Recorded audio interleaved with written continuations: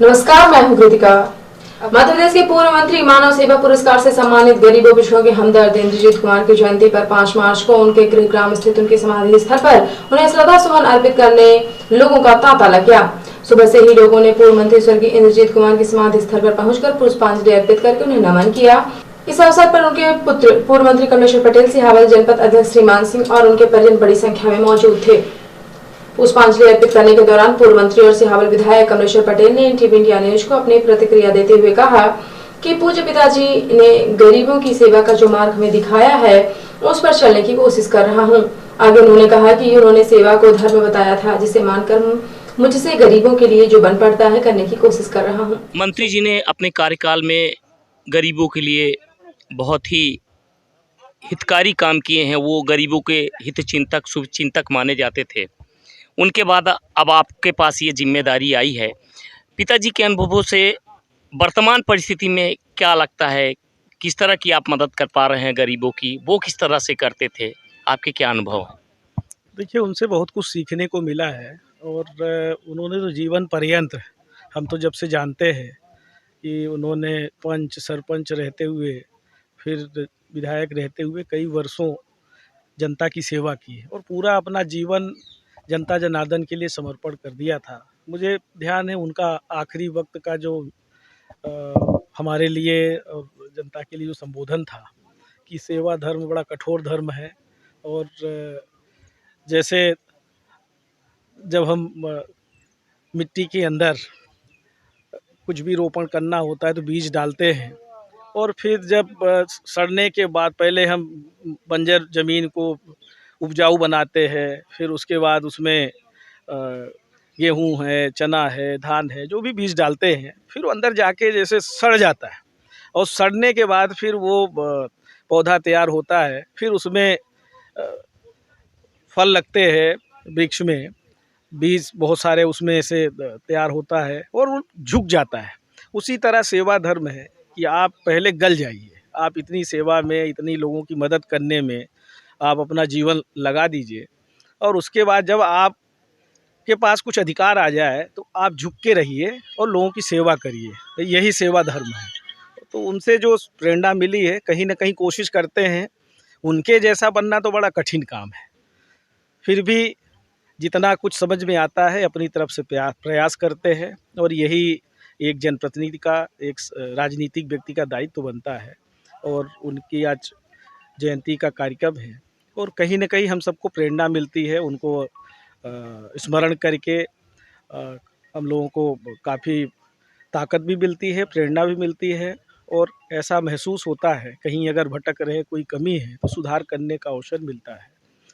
वो हमारे बीच में ज़रूर नहीं है पर उनके किए गए कार्य, उनके उपदेश हमेशा हम लोगों के साथ में है और जीवन पर्यंत हम लोग भी पूरी कोशिश करेंगे, व्यक्तिगत रूप से हम अपनी बात करें, पूरी प्रयास करेंगे कि जनता के सुख दुख में, क्षेत्र के विकास के लिए, प्रदेश के विकास के लिए अपने को कृत संकल्पित करते हुए समाज सेवा के काम आए।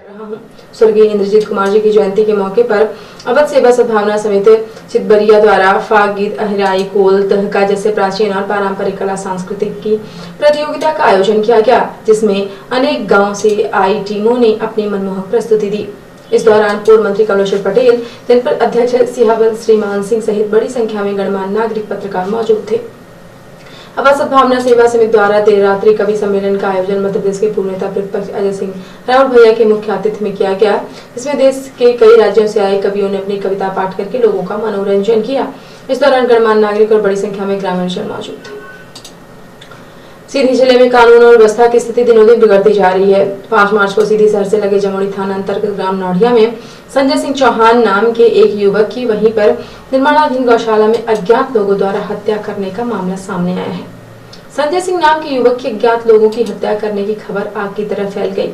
घटना की जानकारी मिलते ही पुलिस ने मौके पर पहुंचकर सबको अपने कब्जे में लेकर तथ्यों की तलाश और मामले की जांच पड़ताल शुरू कर दी। पुलिस ने सबका पोस्टमार्टम कराया है। साथ ही पुलिस ने परिजनों के बयान भी दर्ज किए हैं, जिसमें परिजनों ने कुछ संदिग्ध लोगों के नाम भी बताए हैं, जिनसे पुलिस द्वारा पूछताछ की जा रही है। नौड़िया में हुए इस अंधे हत्याकांड को लेकर लोग तरह तरह की चर्चाएं व्यक्त कर रहे हैं। पुलिस के लिए यह हत्याकांड किसी चुनौती से कम नहीं है। अब देखना यह है कि जमोड़ी पुलिस अपने नवागत पुलिस अधीक्षक के निर्देशन में कितना जल्दी इस अंधे हत्याकांड का पर्दाफाश कर पाती है।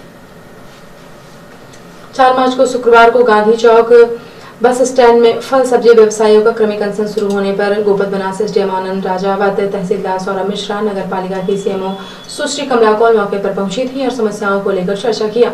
अधिकारियों का कहना था कि शहर में थोक सब्जी एवं फल मंडी के निर्माण के लिए जल्द ही ऐसा स्थल चिन्हित किया जाएगा जहां सभी सुविधाएं उपलब्ध हो सकें।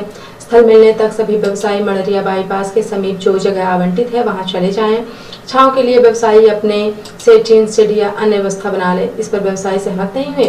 उनका कहना था कि जब तक स्थल चिन्हित न हो और मंडी का निर्माण न हो उस दौरान तक व्यवसायियों को संजीवनी पालिका बाजार सब्जी मंडी अथवा गांधी चौक पार्किंग स्टैंड या पुराना बस स्टैंड में सुबह 5 से लेकर सुबह 10 बजे तक का समय दिया जाए। अधिकारियों का कहना था कि कोरोना के चलते बाजार क्षेत्र में भीड़ लगाने की अनुमति नहीं दी जाएगी। इस वजह से आगे कोई भी निर्णय नहीं हो सका, जिसके बाद आज व्यवसायी द्वारा गांधी चौक पार्किंग स्थल से रैली निकालकर कलेक्ट्रेट पहुंचे और अपर कलेक्टर से समस्याओं को लेकर चर्चा की।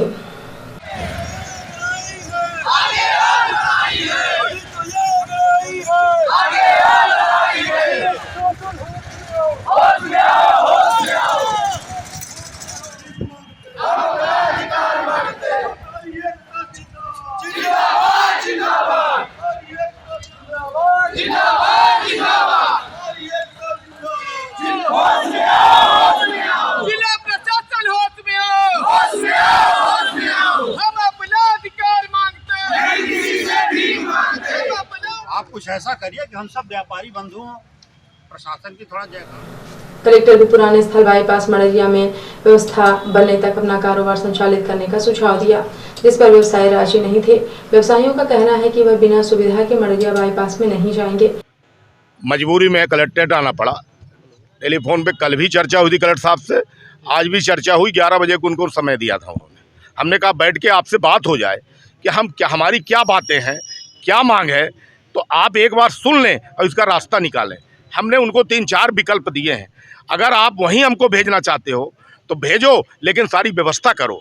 दूसरी बात, जितनी पुरानी मंडी में जगह है उससे भी कम जगह वहाँ है। अगर हमको आप पुरानी मंडी से हटा रहे हो तो वहाँ भी जगह 65 डिसमिल मात्र ज़मीन है वो, और उस पर आप हमको भेज रहे हो, और वो भी आप वहाँ डस्ट डलवा दिए। क्या स्थिति बनेगी? लोग धूप में बैठते हैं, किसानों की बात करते हैं, किसानों के हितैषी बनते हैं। किसान अपनी सब्जी लेके आता है, 1 घंटे अगर उसकी सब्जी धूप में रखी रही तो 100 का धन 25 रुपए का बिकता है। किसान भी बैठे बैठे वहाँ धूप खा रहा है, जो बेच रहे हैं वो भी धूप खा रहे हैं, जो बिचवा रहे हैं वो भी धूप खा रहे हैं, और प्रशासन सुनने के लिए तैयार। अभी प्रशासन, ये नगर पालिका जो है तो अनाउंस कर रहा है कि सभी दुकानें खोलें, सब्जी लगाएं, सुरक्षा दी जाएगी। क्या इस कदम को क्या मानते हैं? ये तो टकराने की स्थिति है। ये तो जिला प्रशासन को सोचना चाहिए कि ये स्थिति गणमान्य नागरिक हैं सीधी शहर में, उनको बुला के बैठक करना चाहिए, और बैठक करके ये बात न सुलझे तो आप कराइए ना। ये तो टकराने की स्थिति आपने पैदा कर दी कि लड़ाई हो। ठीक है, अगर आप, हम तो कहे कि अगर आप जेल में डालना तो हम सब तैयार हैं, गिरफ्तार करके जेल में डालो। अगर यही रास्ता है, अगर यही रास्ता आपको सूझता है लड़ाने का, कि लड़ाई झगड़ा हो, हम मुकदमा कायम करो, हम सब तैयार। आपको बाईपास मंडी में फिर भेजा जा रहा है, तो कब तक आप वहाँ रहेंगे? फिर मंडी बनेगी कहाँ जब आप वहीं रहेंगे? यही प्रश्न किया कलेक्टर साहब से। आज भी मैंने टेलीफोन पे बात की कि भाई साहब, आप हमको भेज रहे हो, जब मंडी में काम लगेगा तब हमको कहाँ भेजोगे, ये हमको बता दो। मंडी में जब आप काम लगाओगे, नई मंडी का निर्माण करोगे, इसके बाद हमको कहाँ भेजोगे? तो वो कहेगी फिर देखेंगे, कहीं हम सोचेंगे। मतलब 3 महीने 25 नवंबर को ही ये लोग जाने को कॉलेज ग्राउंड से तैयार नहीं कि हम बंद करेंगे, नहीं जाएंगे। कलेक्टर साहब के कहने पे 25 नवंबर को भेजे कि लालचंद जी आप भेजिए, हम वहाँ सारी व्यवस्था करते हैं। 25 नवंबर पे आज हम 5 फरवरी में खड़े हैं। कितने दिन हो गए?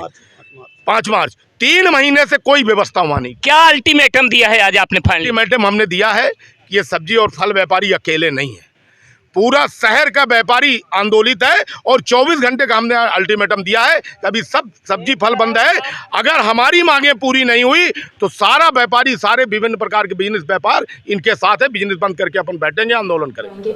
जिला प्रशासन से सहमति न बनने के कारण व्यवसायियों की हड़ताल अभी जारी रहेगी। फल एवं सब्जी की दुकानें बंद कर कारोबारी गांधी चौक पार्किंग स्टैंड में क्रमिक अनशन पर बैठे हुए हैं। कि मध्य प्रदेश के पूर्व मुख्यमंत्री कुंवर अर्जुन सिंह दाऊ साहब की पुण्यतिथि पर 6 मार्च को सुबह 9 बजे चुरहट के राव सागर तालाब स्थित उनके समाधि स्थल पर श्रद्धांजलि कार्यक्रम आयोजित किया जाएगा। यहाँ उनके चाहने वाले अनुयायी, वरिष्ठ नेतागण और स्थानीय जनता अपने दाऊ साहब को श्रद्धा सुमन अर्पित करेंगे। इस अवसर पर पद्मश्री प्रहलाद टिपाड़िया कबीर भजन प्रस्तुत करेंगे। राजनीति के चाणक्य कहे जाने वाले कुंवर अर्जुन सिंह जी के द्वारा गरीबों एवं सर्वहारा वर्ग के लिए किए गए कार्यों को आज भी याद किया जाता है। मध्य प्रदेश के मुख्यमंत्री रहते हुए उन्होंने प्रदेश के गरीबों और आदिवासियों के हित में कई उल्लेखनीय कार्य किए। इनमें एक बत्ती कनेक्शन, आदिवासियों के हित में तेंदुपत्ता नीति, झुग्गी झोपड़ी वासियों को मालिकाना हक, अनेक जैसे क्रांतिकारी कदम शामिल है। रिपोर्टर हिमानी रौतेला ने बताया कि तिब्बती समुदाय द्वारा अपने नव वर्ष के रूप में लोसर मनाया जाता है, जिसके तहत तिब्बती समुदाय को लोग 3 दिवसीय पूजा अर्चना करते हैं, जिसका आज शनिवार को विधिवत समापन किया गया। इस दौरान तिब्बती समुदाय के लोग पारंपरिक वेशभूषा में नजर आए और समुदाय के लोगों ने एक दूसरे को लोसर की शुभकामनाएं दी। साथ ही अन्न का भोग लगाया गया। इस अवसर पर तिब्बतियों ने लोकगीत गाकर नृत्य भी किया। तिब्बती समुदाय के लोगों द्वारा प्रतिवर्ष लोसर हर्षोल्लास के साथ मनाया जाता है। वहीं मल्लीताल के सुख निवास स्थित बौद्ध मठ में तिब्बती समुदाय ने अपना नव वर्ष लोसर हर्षोल्लास के साथ मनाया। मठ में विधि विधान के साथ पूजा पाठ किया। आज सुबह तिब्बती धर्मगुरु ने मठ में पूजा की। साथ ही तिब्बती समुदाय के लोगों ने पारंपरिक वेशभूषा में मठ में आकर प्रार्थनाएं की। और अब इसे प्रादेशिक हलचल। एमपी में सरकारी कर्मचारियों को मिलेगा केंद्र से समान 31% महंगाई भत्ता। सीएम शिवराज सिंह ने की बड़ी घोषणा। मध्य प्रदेश पुलिस के नए मुखिया बने आईपीएस सुधीर सक्सेना पद संभालते ही कहा स्मार्ट पुलिसिंग और टेक्नोलॉजी पर रहेगा जोर।